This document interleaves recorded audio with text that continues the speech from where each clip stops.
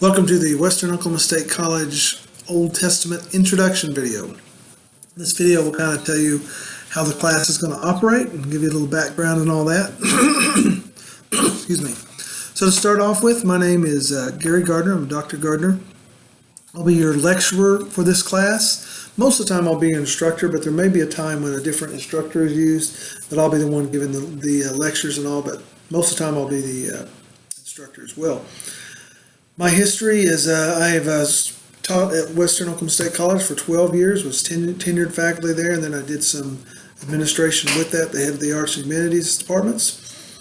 Recently have gone on to return in the private sector and teaching at a private college prep high school. Teach music, and as you can see, religion courses, philosophy, that kind of thing. Your class is going to be set up in 5 different sections. So each of the sections will be very similar in how they're set up. The history section is a little bit different, but most of them are very similar. In each section you'll have a video or more. You'll have assignments. You'll have tests. You'll have forums. Each forum is worth 15 points. In some of the longer sections, there are multiple forums. So in Torah and Prophecy, there's multiple forums. And the other courses sections are just one. The 5th section is the final. The final test is different than the other tests. The other tests are all open book, so you can take your textbook and use it in the test. It's not cheating or anything like that. The final, though, is a cumulative final, so it'll take questions from all the other tests randomly and put them into the final. It's a 200-point final. It is proctored, so that's really, really important. You have to be sure that you know to proctor the test. If you live close to Western Oklahoma State College, you can go to the college and go to the testing center. If you don't live close to Western Oklahoma State College, then you'll need to use ProctorU. It's the only not on-campus proctoring service we're allowed to use. There is an extra cost to you, the student. That cost is made pretty clear when you enroll, but if you didn't catch that for some reason, check it out. It could be anywhere from $25 to $30, $40, depending on how quickly you enroll and what their price schedule does.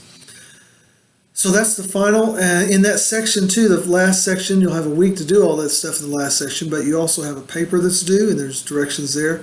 And then another project that's interviews with other people with different denominations.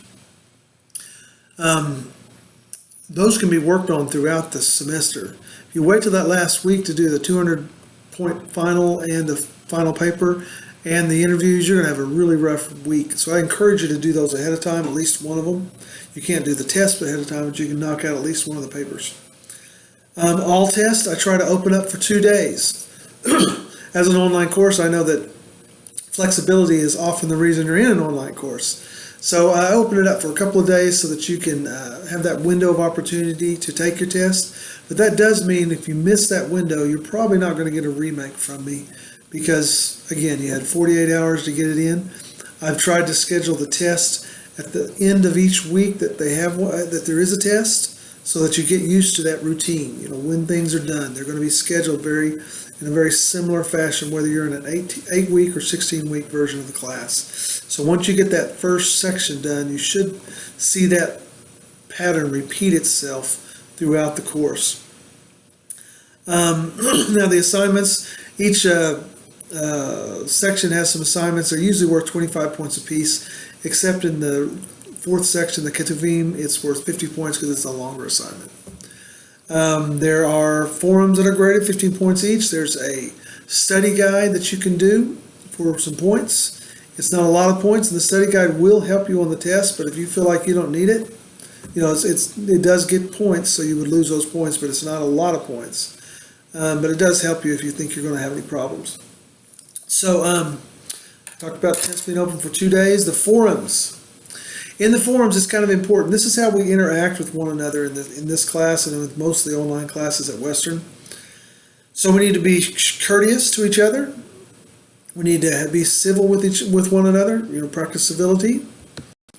And what I mean by being courteous and civil is there'll be people in the course that you're taking that are from different religious backgrounds than you, some that are not religious at all, maybe atheist, And so we have to be sure that for the sake of our discourse that we can not be insulting intentionally or unintentionally. So we're not always going to succeed at that. I've been teaching this class for a long time and have never had any problems, because once students think about it, they think, okay, I can phrase this differently.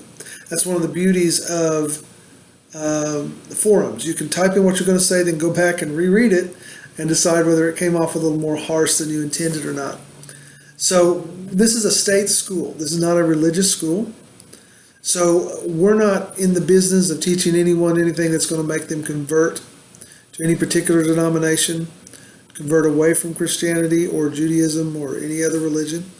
We're not there to convert you to those faiths either.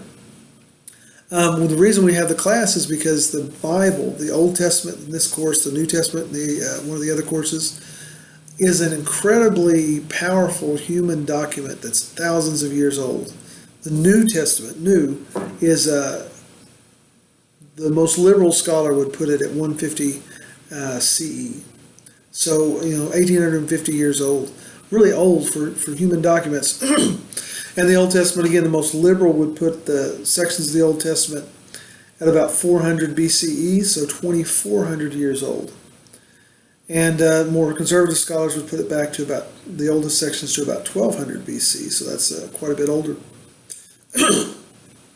So as a document, whether you're religious or not, it's a really valuable piece of work that's impacted humans, cultures, and civilizations largely in a positive way for thousands of years. And you could argue with that positive, but if you look at history, we could make that case. So not being religious there.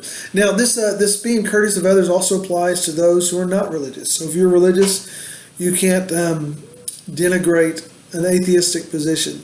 If you're an atheist, you can't denigrate a religious position. If you call the text we're studying, the Tanakh, the Old Testament, you call it magic, you are going to lose points. That's unacceptable and discourteous to the others in the class. If you are a religious person and you say they're fools or crackheads because they don't believe in God, then you will lose points in this class. That's not the point. Our point of this course is to study the text and to incite intellectual thought rather than just emotional thought. When you use terms like that, it's emotional from you and it excites emotions from others, and it doesn't really engage the mind. So the textbook is very essential. We structured the textbook so that it would be cheap and affordable because college is so expensive. You can find the textbook online used for anywhere from $10 to $25 for a new version. It's called the Tanakh, T-A-N-A-C-H. It's the same as the Christian Old Testament. We use the Tanakh, the Jewish version, just to get people out of their comfort zone. And it's an interlinear version, meaning that it has the Hebrew on one side and the English translation on the other side. We don't teach you to read Hebrew. It would be beyond the scope of this class, but it does come in really handy, and there's many times where I'll point at a spot on the text and show you some of the things that we're teaching. Sometimes there's extra credit given over some of the words in the Hebrew side that we'll discuss in the lectures as they come. The other reason to get the text is, besides it being cheap, most of the tests are open textbook. Not open notes, but open textbooks. So if you have the text, you can use it. If you just have your regular Christian Bible, presuming most of you from a Christian background, you won't be able to use it. So buy the text. You can sell it back when you're done, but it's cheap enough that if you decide to keep it, you can keep it and use it as a resource for those Hebrew terms and words that we were talking about. Most of the time, the teacher, whether that's me or someone else, will respond within a couple of days, a couple of business days of when an assignment closes. That's important. Like I said, I generally leave assignments open for 2 or 3 days so that people have a window of opportunity to enter their assignments. I then will often leave them open for another day for late assignments. So it'll flag them to me as in red ink that this was turned in late. Tell me how late. If it's 5 minutes late, I'm not going to count you off.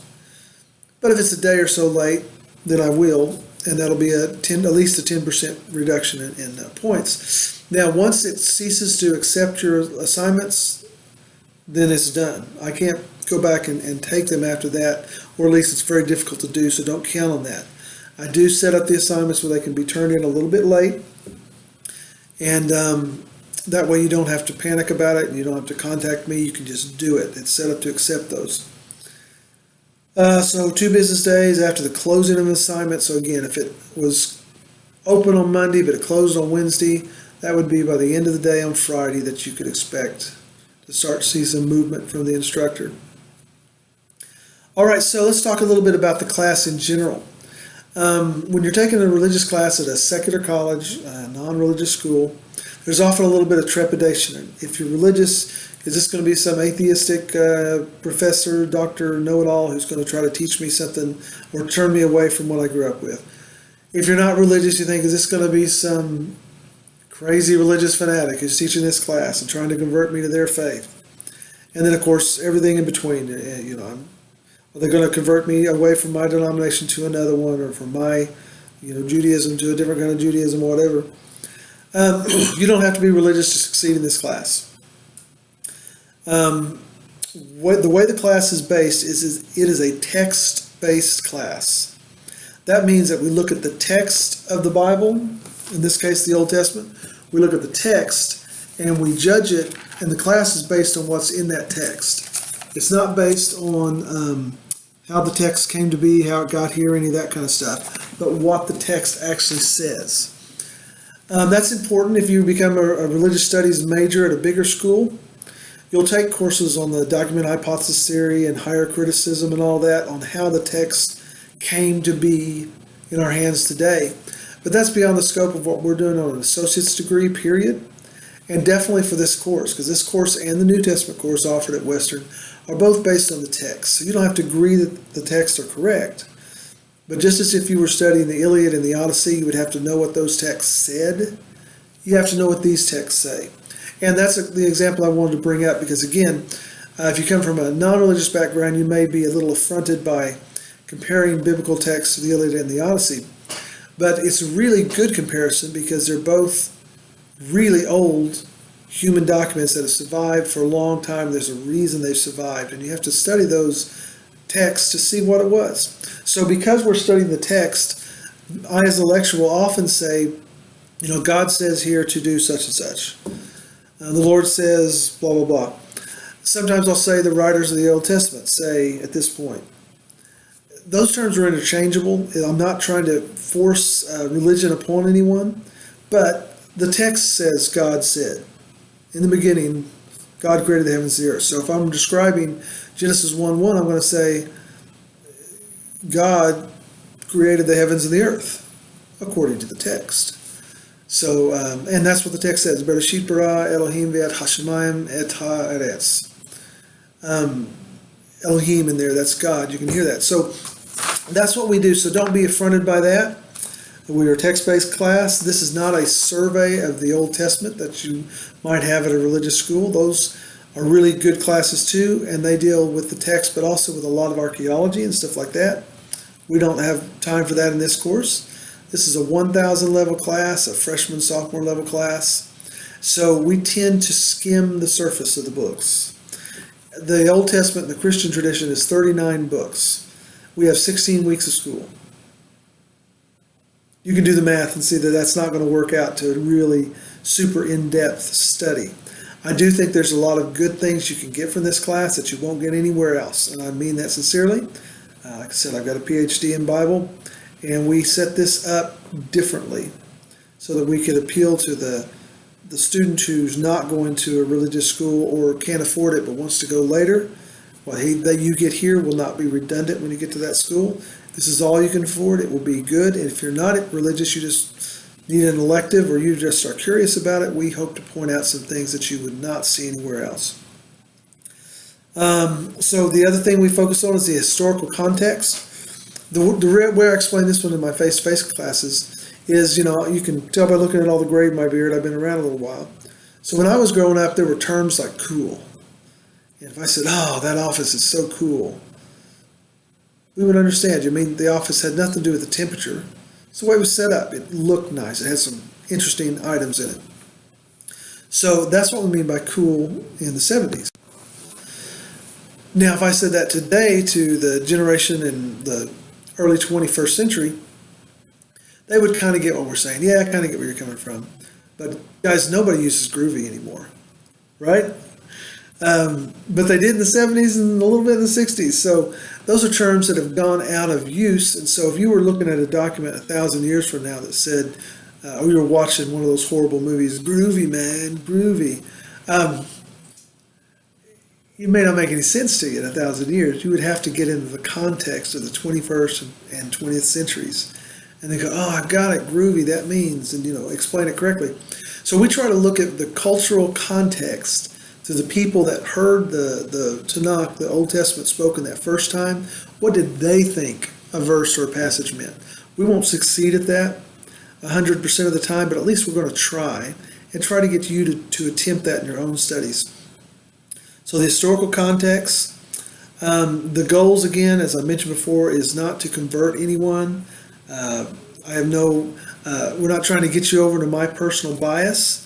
Every instructor has a bias in every course they teach. Usually they really like it because that's why they got advanced degrees in that topic. But if you're taking a history course from someone who believes, say, the American Civil War, believes that the Civil War was 100% justified, they're going to bleed over a little bit in their teaching that. If you had another course over the same period from an instructor who thought the South was completely unjustified, that will also bleed over. Hopefully they don't penalize you for not agreeing with them. That's the way this course is. I am a religious person, come from a religious background. I don't penalize anyone for disagreeing with me. Most of the guys have disagreed with me. I've gotten A's in the class. You do have to justify your statements, but so does the person who agrees with me. My bias will bleed over at times. It's unintentional, but I think I would be foolish to act like it doesn't happen. It happens in other classes. It will happen here. I will try not to offend you with that, but do know that that's where I come from. So as I said, you'll see some more directions as you work through the class and the various videos. Watch the videos. Each section will be set up in a similar fashion so that you can kind of get into a routine of when things are done and when you need to listen to videos, when you need to turn in assignments and all that. If you have questions, do not email me at gary.gardner@WOSC. I rarely check that email now that I've moved away and I'm doing adjunct work. I mean, I'll check it when the course is going, but it doesn't get checked every day. Email me in the course email. You click on the tab that says course email and shoot me a message. When the class is running, I check that every single day, usually even on the weekends. So check me there if you need to talk to me, and I will respond to you pretty quickly. I'm pretty laid back about things. So if you tried to contact me in the correct way, which is the course email, not the other email. If you contact me that way and you don't hear from me and you miss a deadline because I didn't respond, well, that's on you because I'm telling you. And the syllabus says contact me through course email. But I'm pretty easygoing about making those kinds of things up, so I'll allow you to do what I can. That's not a promise. You need to work on getting stuff done on time. But if it doesn't get on time, I'm pretty laid back, and I will work with you if there's issues. If you see that there's a assignment or a test due when you're traveling and you can't get it done, contact me beforehand. That's your responsibility. If you contact me beforehand, if I can move it for you, I will move it for you.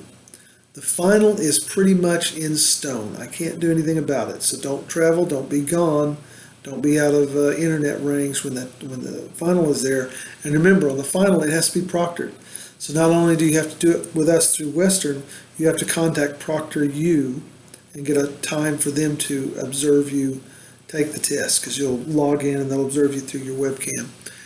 The sooner you contact them about needing a time, the less it costs you. So my advice is to get it done right away. All right, if there are any questions, you can post those in the forums or email me in the course email, and I would be glad to answer. Have a great day, and I look forward to a wonderful semester with you. Bye-bye.